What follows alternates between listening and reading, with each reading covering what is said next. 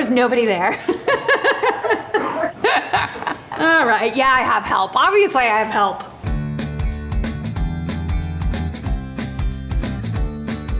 Hi guys, welcome back to Sarah's Pantry Staples. I've been really excited to share some of my favorite pantry ingredients with you on the last few videos. And today I am highlighting frozen peas. Today I'm gonna use these peas in a great recipe for chicken pot pie with artichokes, which are also frozen, and frozen peas with a little bit of tarragon. It's really delicious, super simple to make.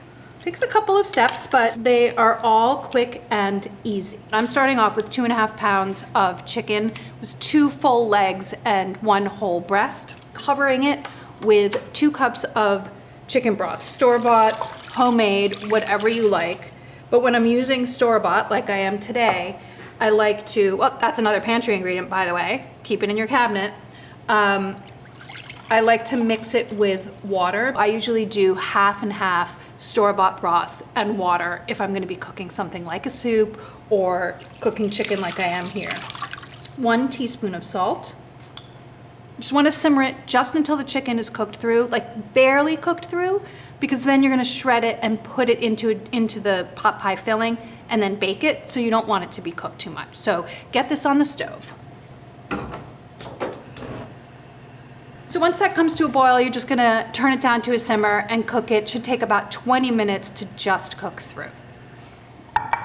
After 20 minutes, you wanna take the chicken out. I put mine on a plate and then strain the broth. You should have about 3.5 cups of broth. If you don't have 3.5 cups of broth, if for instance, it boiled too quickly and some of it boiled off, you can add a little bit of water or a little bit more store-bought chicken broth. And then once your chicken is cool enough to handle, you'll remove the skin. If you are a person who really adamantly feels strongly that you only like chicken breast, you can certainly use that. I prefer a combination, and honestly, when I make this for myself, I would just use the leg and thigh, and I would forget the breast altogether because I think that it holds up better to longer cooking. So I'm shredding enough chicken to yield 2.5 cups, and like I said, I need 3.5 cups of the broth. I'm really happy because this chicken is cooked really nicely. It's not pink, it's not raw, but if it were just a tiny bit pink, it would totally be okay. So the next step is to make the filling, I guess, for lack of a better word, which is done at the stove. So I'm gonna set this stuff over here before I get my vegetables ready. Now I just have some vegetables I wanna prep for my final sauce, a couple of leeks, and a Yukon Gold or white potato. For the leeks, you want to make sure that you wash them really well. This is pretty important because they can be really gritty. So what I like to do and what we like to do at the magazine is trim the leeks. Oops. I did that on purpose. Trim the leek roots and then the dark green tops. If you're making broth, like actually, I could have added this, or at least some of this, washed to my to the pot when I cooked my chicken. If I had thought of it, I would have done that. Adds just a little bit more flavor. Slice them into whatever shape the recipe calls for. They're gonna rinse in a large bowl of cold water. Remember when I used to work in restaurants, it was like a nightmare because it was like so much and the water was so cold, my hands were freezing all the time. So what you do is you swish the leeks around, then I lift it out of the water, and then I'm just gonna transfer this to paper towel to drain a little bit because you do kind of want it dry. If for some reason you feel like there's still more dirt on these, you can do this exact same thing again. That's what I do with spinach and lettuce and herbs. 1 potato. I like Yukon Gold, white potato or red potato are fine. You need about 1.25 cups, I think. Cut it into dice.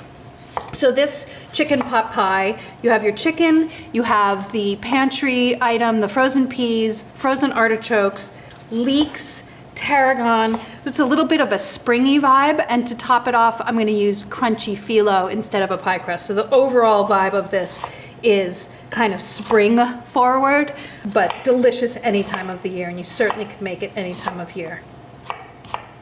Okie doke. Dry these off. You don't want to put wet stuff into pans when you're sauteing.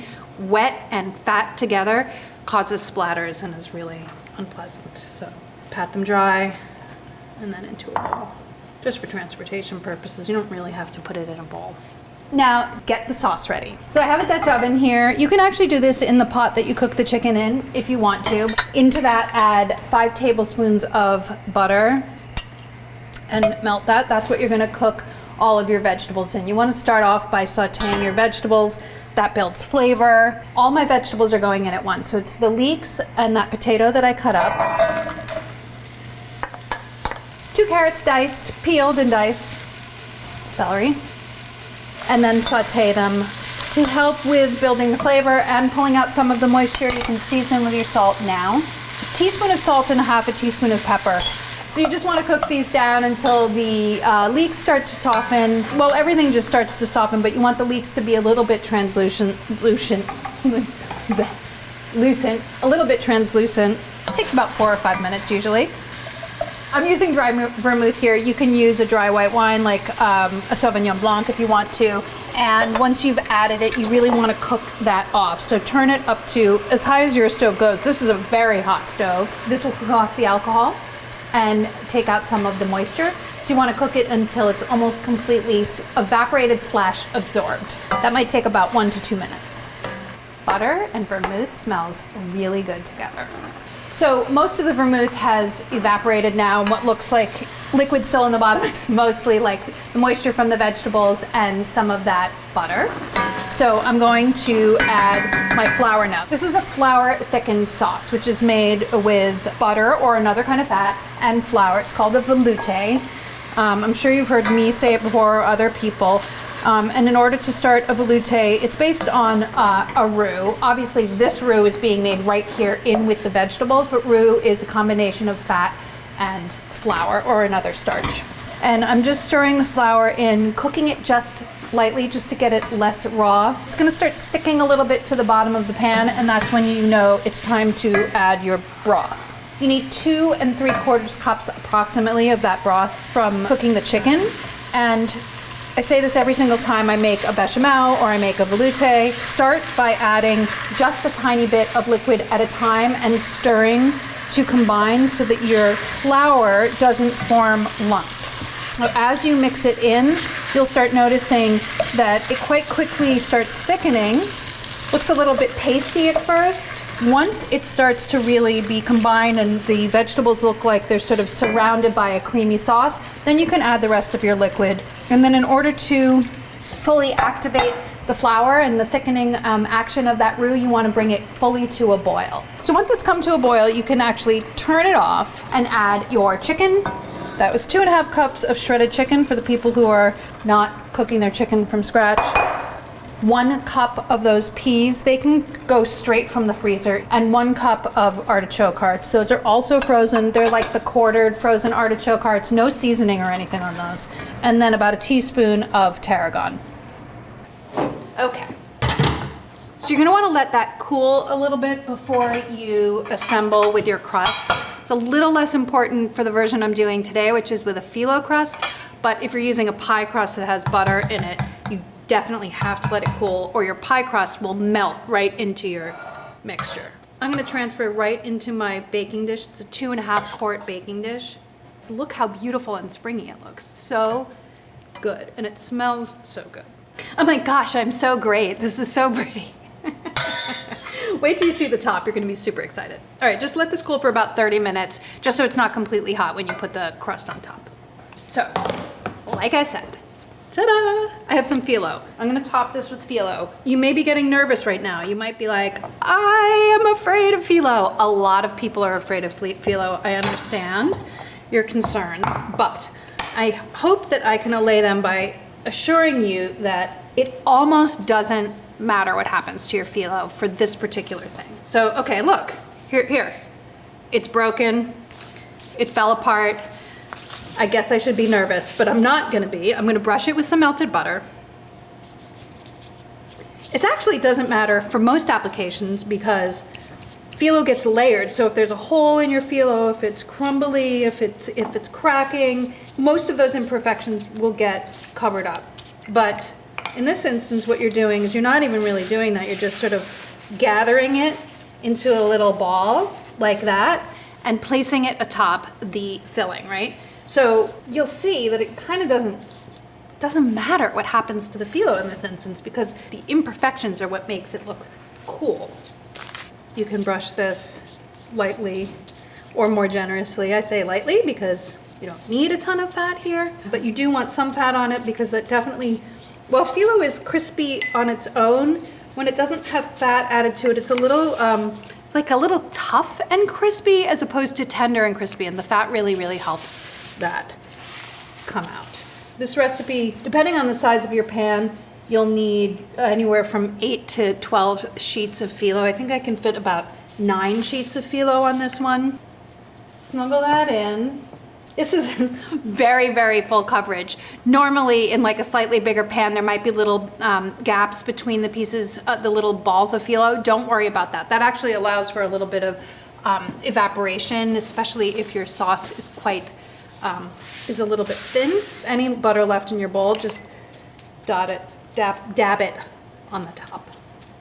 Okay. Now this goes into the oven. It should take about between 45 and 55 minutes. It should be bubbling in the center. Leave yourself a little peek hole so that you can see that's happening. You just want to make sure that everything is bubbling and warmed through. So get it into the oven, 375, 45 minutes to an hour, I would say. Ta-da! I think that looks so beautiful. And the phyllo really does make it easy because phyllo is something that you can also keep in your freezer. It's another pantry item. If you have it in the freezer, you don't have to make pie crust. You can just defrost it. It takes a couple of hours usually, but you can do that. You always have something on hand to have a crust. You can top this with a homemade pie crust though. So, so delicious. So delicious. After I took this out of the oven, it needed to cool a little bit, which is why I was sitting back there. 20 minutes or so. Move over, guy. Maybe you want to put a little tarragon on to make it fancy. Ta-da! Couple of little leaves, if you're being fancy. But you know what? I never garnish things at home. I do it for the magazine though, because it's pretty that way. This looks amazing. So springy and amazing, and using quite a few great pantry ingredients, including one of my favorite, frozen peas. It's delicious, it's bright, it's fresh, and I think you're gonna really like it. Please make it. If you make it, take a picture of it, tag me in it. Let me know what other kind of recipes you wanna see. Let me know what kind of recipes you're making with frozen peas this week. And if you want more recipes like this, click like and subscribe.